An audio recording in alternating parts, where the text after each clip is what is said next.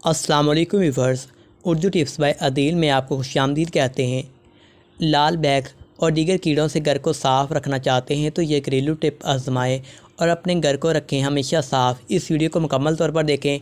सर्दी हो या गर्मी, हर में घरों में कीड़े मकोड़े और लाल बैग हो जाते हैं। कभी चूहे ज़्यादा तो कभी छिपकलियाँ आ जाती हैं। अगर आप भी इनसे परेशान हैं तो बस ये टिप का इस्तेमाल आपकी इन मुश्किलात को दूर कर सकता है।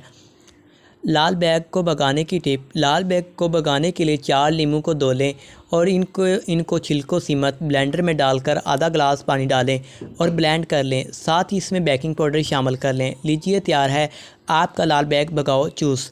जिस जगह ज़्यादा लाल बैग नज़र आएँ वहाँ इस पर स्प्रे कर दें। लीजिए भाग जाएंगे तमाम लाल बैग। चूंटी व दीगर नशरियात भगाने की टिप। चूंटियाँ तो कहीं से भी निकल आती हैं। इनके लिए आप एक लीमू को काट लें और इसका रस निकाल कर अलग कर लें। अब इस खाली लीमू पर काली मिर्च छिड़क दें और इसको इस जगह रख दें जहां से आपको ज़्यादा चूंटियाँ नज़र आएँ।